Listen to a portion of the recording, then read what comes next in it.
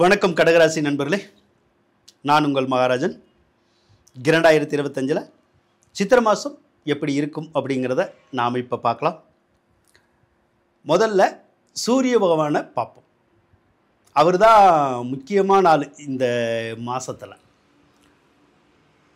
சூரியன் எப்போயெல்லாம் உச்சமாகுதோ, அதாவது சித்திரை மாதம்தான் உச்சமாகும்.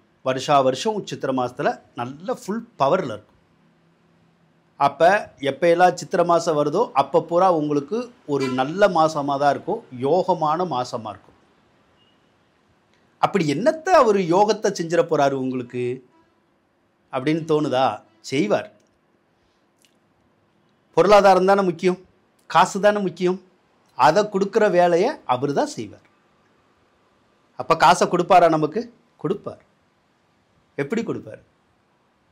வேலை இல்லைன்னா வேலை கிடைக்கும், வேலை பார்த்தா பதவி உயர்வு, சம்பள உயர்வு எல்லாம் கிடைக்கும். தொழில் பார்த்துக்கிட்டு இருந்தோம்னா தொழிலில் காசு கிடைக்கும், தொழில் நல்லா ஓடும், முன்னேற்றம் இருக்கும், வர வேண்டிய பணம் வரும், எதிர்பார்த்த பணம் வரும், கடன் கேட்டாலும் கிடைக்கும், பேங்க்கில் லோன் கேட்டாலும் கிடைக்கும். இப்படி எந்த விதத்தில் வேணாலும் கிடைக்கும். அப்படி ஒரு பணத்தை கொடுத்து நம்மளை நல்லா வாழ வைக்கக்கூடிய ஒரு வேலையை செய்கிறது தான் சூரியனுடைய முக்கிய வேலையை. அதோடு அவர் நிப்பாட்ட மாட்டார். அரசாங்க சம்பந்தப்பட்ட எந்த ஒரு விஷயத்தையும் நமக்கு சரி பண்ணி கொடுத்துருவார். அரசாங்கத்தில் போய் நீங்கள் டாக்குமெண்ட் மாற்றணுமா? மாற்றலாம், மாற்றி கொடுப்பார். அதே மாதிரி அரசாங்க அதிகாரிகள் உங்களுக்கு ஒத்துழைப்பு கொடுப்பாங்களா? நீங்கள் கேட்ட காரியத்தை செஞ்சு தருவாங்களா? தருவாங்க. அரசியல்வாதிகள் அவங்களும் உங்களுடைய பேச்சை கேட்டு உங்களுக்கு விருப்பமான விஷயங்களை செஞ்சு தருவாங்க. சிலருக்கு அரசாங்க வேலைகள் கிடைக்கும், அரசியலில் பட்டம் பதவிகள் வந்து சேரக்கூடிய ஒரு மாதம் இது.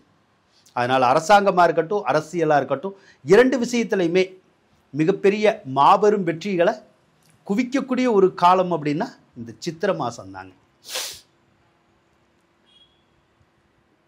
அடுத்து செவ்வாய் பகவான் எடுத்துக்குவோம். செவ்வாய் பகவான் மட்டும் உங்களுடைய ராசியில் தான் சித்திரை மாதம் பூரா இருப்பார்.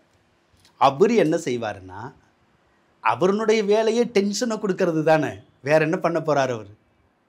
ஏதாவது ஒரு வகையில் நம்மளை டென்ஷன் பண்ணி பார்க்கணும், அதுதான் அவருக்கு சந்தோஷம். அப்போ என்ன பண்ணுவார்?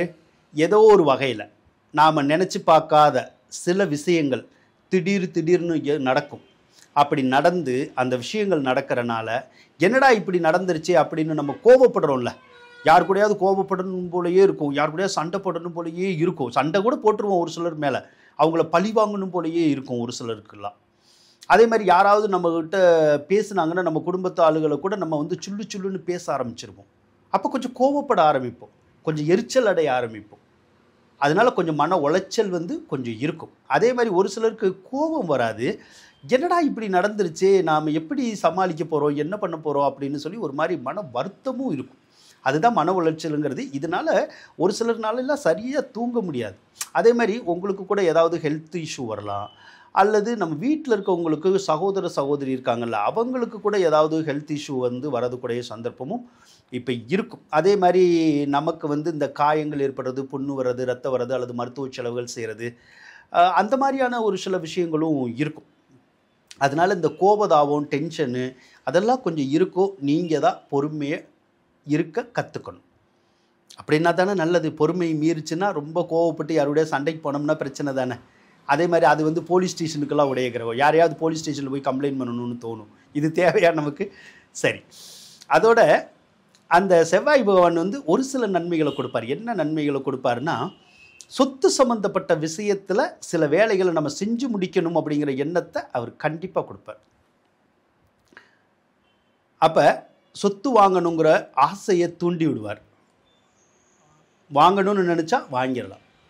அல்லது ஏதோ சொத்து ரிலேட்டடாக இந்த வேலை செய்யணும், அந்த வேலை செய்யணும், அந்த சொத்தை சரி பண்ணணும், இந்த சொத்தை சரி பண்ணணும் அப்படிங்கிற மாதிரியான விஷயங்கள் எல்லாம் அவர் கொடுப்பாரு, சரியும் பண்ணி தருவார். அதே மாதிரி பூர்வீக சொத்துன்னு இல்லை, எந்த ஒரு சொத்தும் நமக்கு வர வைக்கணும்னு நினச்சா நம்ம வர வச்சிடலாம். ரொம்ப நாளாக நீண்ட காலமாக யார் கூடயாவது சொத்து சம்மந்தப்பட்ட விஷயத்துக்கு சண்டையெல்லாம் போட்டுக்கிட்டு இருப்போம்.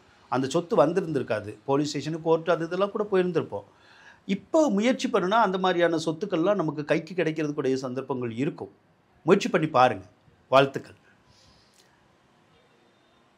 அடுத்து குரு பகவானை எடுத்துக்குவோம்.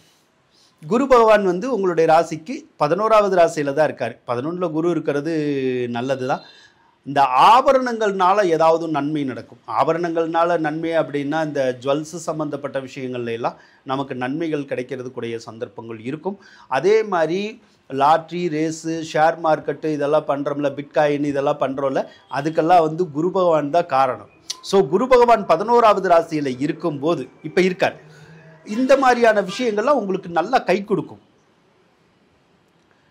அதனால அந்த மாதிரியான விஷயத்தில் இப்போ இந்த சித்திரை மாதம் வரைக்கும் நீங்கள் ஈடுபடலாம். அதில் ஒன்றும் உங்களுக்கு பிரச்சனை இல்லை. அதே மாதிரி குழந்தைகள்னால நன்மைகள் கிடைக்கும், கோயில்னால நன்மைகள் கிடைக்கும், பெரியோர்கள்னால நன்மைகள் கிடைக்கும். ஒரு சிலருக்கு கோர்ட்டு கேஸு, வம்பு வழக்குகள் இருந்தால் அதெல்லாம் வந்து நமக்கு சாதகமாக வரும். அந்த வேலையெல்லாம் குரு தான் செய்வார். ஆனால் குரு பகவான் வந்து இந்த சித்திரை மாதம் பயிற்சி ஆக போகிறார். அதாவது மே மாதம் 11ஆம் தேதி மிதுன ராசிக்கு போக போகிறார். அப்போ என்ன நடக்கும்? அப்போ வந்து குழந்தைனால கொஞ்சம் செலவு வரும், கோயில்னால கொஞ்சம் செலவுகள் வந்து இருக்கும்.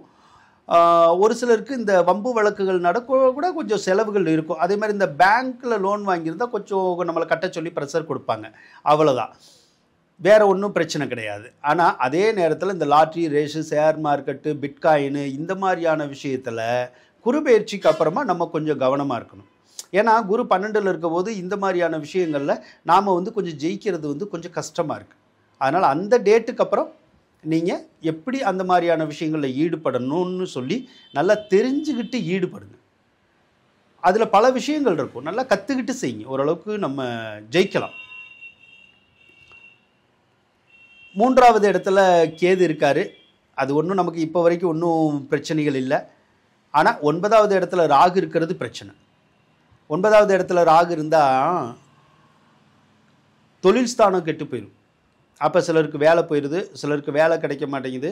ஓன் பிஸ்னஸ் பண்ணுறோம், சில நேரம் நல்லா ஓடுது, சில நேரம் நல்லா ஓடாது. இந்த பிரச்சனையை செய்கிறது யார்? ராகு பகவான் தான். அதே போல் உங்கள் அப்பா கூட வந்து பகையை இழுத்து விடுறது, அவருக்கும் உங்களுக்கும் கருத்து வேறுபாடுகளை ஏற்படுத்தி விடுறது, அல்லது அவருக்கு ஏதாவது ஹெல்த் ப்ராப்ளத்தை வந்து உருவாக்கி விடுறது, அதாவது உடல்நல கோளாறுகளை ஏற்படுத்தி விடுறது, அப்பா வழியில் இருக்கிறவங்களோட பகையை ஏற்படுத்தி விடுறது, இந்த வேலையை பூரா அந்த ராகு தான் செஞ்சிட்ருக்கார். அப்போ நம்மளுடைய வேலை, தொழில், அப்பா சம்பந்தப்பட்ட விஷயங்கள் இதெல்லாம் எப்போ சரியாகும்னா ராகு கேது பயிற்சிக்கு அப்புறமா சரியாகும். ராகு கேது பயிற்சி இந்த ஏப்ரல் மாதம் 26ஆம் தேதி வருது. அது வந்துட்டாலே நமக்கு தொழிலில் இருக்கிற இடைஞ்சல் நிறைய விலகிடும். அதுக்கப்புறம் நம்ம தொழில் நல்லா பண்ணலாம், தொழிலில் முன்னேற்றம் இருக்கும், ஆதாயம் இருக்கும், வாழ்க்கையிலையும் நம்ம நல்லா ஜெயிக்கலாங்க. சுக்கிர பகவானை எடுத்துக்குவோம். சுக்கிர பகவான் இனி ஒரு 2-3 மாதத்துக்கிட்ட உங்களுக்கு 9வது இடத்துல உச்சமாக தான் இருப்பார். நல்ல பவர்ஃபுல்லாக இருப்பார். அவர் பவர்ஃபுல்லாக ஆனாலே உங்களுக்கு ரொம்ப நல்லது தாங்க. 2 இடங்கள் வந்து மொத்தத்தில் பவர்ஃபுல் ஆயிரும். ஒன்று 4 + 11, இந்த 2 இடங்களுமே வலிமையாயிரும். வலிமையானால் அந்த இடங்களில் நன்மைகள் நடக்கும். அப்போ என்ன பண்ணி கொடுப்பாருன்னா, சிலருக்கு வீடு கட்டுற ஆசையை நிறைவேற்றி கொடுப்பாரு, வாகனம் வாங்கக்கூடிய ஆசையை நிறைவேற்றி கொடுப்பாரு, சிலருக்கு கட்டின வீடு வாங்குறோம்ல அந்த விஷயத்தை நிறைவேற்றி கொடுப்பார். ஆக வீடு சம்மந்தப்பட்ட விஷயங்கள் கண்டிப்பாக நிறைவேறதுக்குடைய சந்தர்ப்பம் இருக்கும். அது வந்து நீண்ட நாளாக கனவாக இருந்தால் கூட அதெல்லாம் இந்த மாதம் வந்து உங்களுக்கு சரியாகக்கூடிய அமைப்பை செய்கிறது யார்? சுக்கிரன் தான் செய்வார். வீட்டுக்கு தேவையான ஆடம்பர பொருட்கள் வாங்கிறது, எலக்ட்ரானிக் சாதனங்கள் நிறைய வாங்கிறது, வீட்டுக்கு தேவையான பொருட்கள் வாங்கிறது, அதெல்லாம் வந்து சுக்கிரன் தான் கொடுப்பார். அதே மாதிரி சொத்தில் ஏதாவது பிரச்சனை இருந்தால் சொத்து பிரச்சனையெல்லாம் தீர்த்து வைப்பார். ஏதோ ஒரு வகையில் உங்களை வீடு மாதிரி எதாவது கட்டுறதுக்கு செய்வார். அது வீடு கட்டுறீங்களோ என்னமோ, ஏதோ ஒரு கன்ஸ்ட்ரக்ஷன் மாதிரி ஏதோ ஒன்று உங்களுக்கு பண்ணணுங்கிற விஷயம் இப்போ ஓடும். கண்டிப்பாக அந்த விஷயத்தை நீங்கள் பண்ணுவீங்க. அதுக்குடைய வேலையை சுக்கிரன் தான் செஞ்சு கொடுப்பாரு, நல்லாயிருக்கும். அதே மாதிரி சுக்கிரன் 9வது இடத்துல இருக்கிறது ஒரு யோகம். இந்த வெளிநாடு சார்ந்த விஷயங்கள் ஏதாவது உங்களுக்கு தேவைன்னா முயற்சி பண்ணிங்கன்னா நடந்துடும்.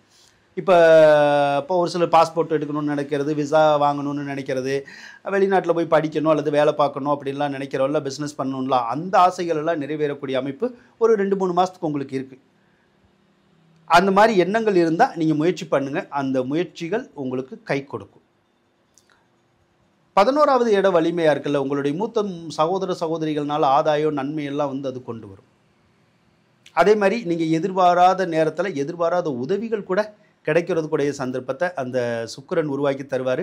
புதன் வந்து உங்களுக்கு பொதுவாக விரையாதிபதி தான். அவர் 9வது ராசியில் தான் இருக்கார். அதனால் ஒன்றும் பெரிய விரயங்கள் இந்த மாதத்தில் ஏற்படுறதுக்கூடிய வாய்ப்புகள் இருக்காது. விரயங்கள் அப்படின்னா நான் இப்போ பொருள் வாங்குவோம் சொத்து வாங்குவோம் அப்படி சொல்கிறேன்ல, அதில் வந்து காசு செலவானாதான், வேறு வழியில் செலவழியறதுக்கூடிய சந்தர்ப்பம் இருக்காது. அடுத்து சனி பகவானை எடுத்துக்குவோம். சனி பகவான் தான் ரொம்ப முக்கியமான ஒரு விஷயம். சனி பெயர்ச்சி ஆயிடுச்சுன்னு சிலர் சொல்கிறாங்க, சிலர் சனி பெயர்ச்சி ஆகலைன்னு சொல்கிறாங்க. எதுதே உண்மை அப்படிங்கிறத நீங்களே கண்டுபிடிச்சிக்கலாம். திருக்கணிதத்துப்படி 2025 மார்ச் 29 சனி பெயர்ச்சி ஆயிடுச்சுன்னு சொல்லுவாங்க. அதாவது அஷ்டமச்சனி உங்களுக்கு விலகிருச்சுன்னு சொல்கிறாங்க. வாக்கியத்துக்கு கணிதத்துப்படி அஷ்டமச்சனி விலகலை, அஷ்டமச்சனி விலகிறதுக்கு இனி ஒரு வருஷம் இருக்குது, 2026 மார்ச்சில் தான் சனி பெயர்ச்சின்னு சொல்லி வாக்கியத்தில் வந்து சொல்லுவாங்க. அதுதான் உண்மை. இப்போ திருக்கணிதம் கரெக்டாக வேலை செய்தா, வாக்கியம் கரெக்டாக வேலை செய்தாங்கிறத உங்களுடைய அனுபவத்தின் மூலமாக தான் நீங்கள் தெரிஞ்சுக்க முடியும், வேறு வகையில் தெரிஞ்சுக்க முடியாது. இப்போ எங்களுக்கு எந்த இது ஒர்க் ஆகும் அப்படிங்கிறது தெரியும். அதனால் நாங்கள் வந்து ஒரு சில விஷயங்களை கரெக்டாக ஃபாலோ பண்ணிகிட்டு இருப்போம். இப்போது சனி பகவான் வந்து பொதுவாக என்ன செய்வார், அஷ்டமஸ்தானத்தில் இருந்தால் எப்பயுமே தடங்கல்களை வந்து நிறையா உருவாக்கி கொடுப்பார். அப்போ எந்த ஒரு விஷயமும் தடங்கள் இருந்துக்கிட்டே இருக்கும். அதே மாதிரி இந்த கணவன் மனைவி உறவுக்குள்ள ஒரு சிலருக்கு சண்டை வர்றது, ஒரு சிலருக்கு வந்து பிரிஞ்சு போகிற மாதிரியான வேலை செய்கிறது, அல்லது பிரிஞ்சு ஏதோ ஒரு வேலை விஷயமாக கூட இருக்கிற மாதிரி செய்கிறது, அதை வந்து சனி தான் செய்வார்.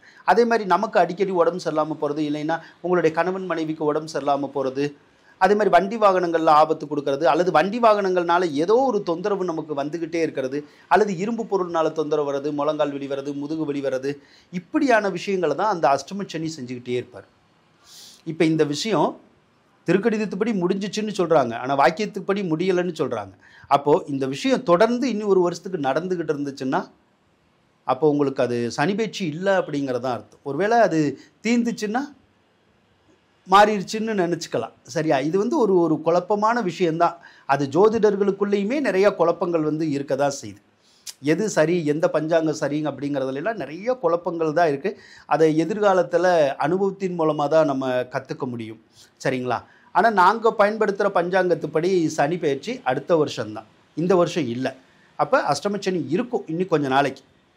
அதனால் நாம் வண்டி வாகனம் சம்மந்தப்பட்ட விஷயங்களில் கொஞ்சம் கவனமாக தான் இருக்கணும். புதுசாக வண்டி வாங்குறதா இருந்தால் தயவு செய்து தொழிலுக்காக வாங்காதீங்க, சொந்த பயன்பாட்டுக்கு வேணால் வாங்குங்க. சொந்த பயன்பாட்டுக்குமே தயவு செய்து வாங்காதீங்க. ஏன்னா அந்த கிரகமே வாகனத்தினால பிரச்சனை கொடுக்குற கிரகம் தான். வண்டி வாங்கலைன்னா வாங்கலையேன்னு கவலைப்படுவோம், வாங்கினா ஏண்டா வாங்கணும்னு கவலைப்படுவோம். அந்த அளவுக்கு அது அந்த வண்டி வந்து நமக்கு தொந்தரவு கொடுத்துக்கிட்டே இருக்கும். பார்த்துக்குங்க, ஏதோ ஒரு செலவு வச்சுக்கிட்டே இருக்கும், ஏதோ ஒரு பிரச்சனை வந்துக்கிட்டே இருக்கும்.